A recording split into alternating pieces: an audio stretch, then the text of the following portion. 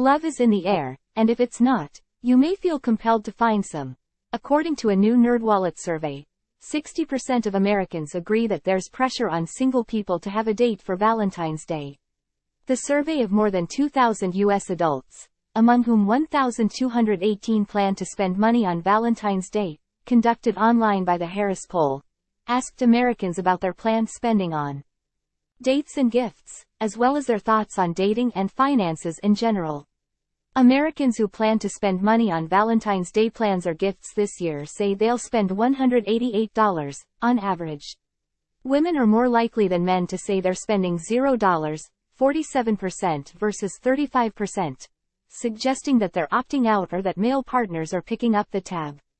And younger generations plan to spend more than their older counterparts, millennials and Generation Zers, who plan to spend on Valentine's Day, say they'll pay $274 and $197, on average, respectively.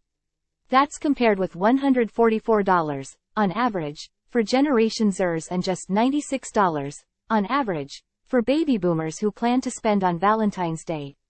While there isn't a right amount to spend on Valentine's Day plans and gifts, you should aim to keep your spending within budget and avoid going into costly credit card debt.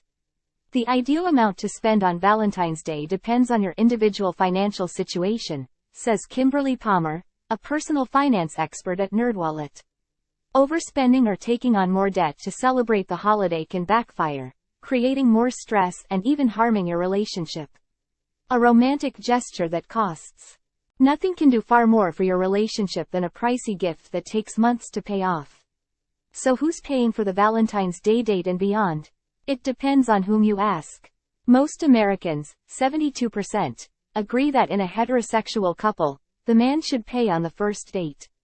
Interestingly, men are more likely to say this than women, 78% versus 68%.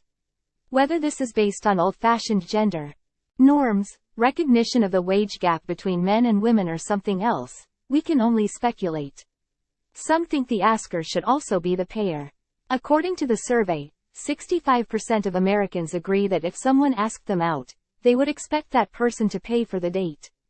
Women are more likely to say this than men, 77% versus 52%.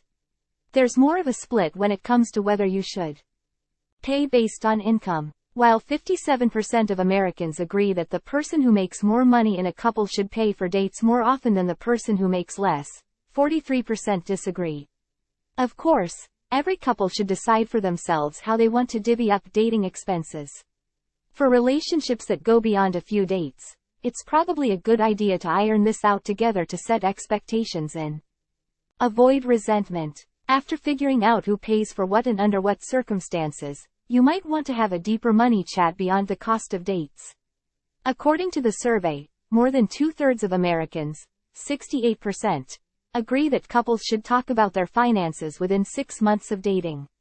This discussion might include divulging credit scores, incomes, debt loads, or other financial responsibilities, as well as your overall philosophies on making, spending, and saving money.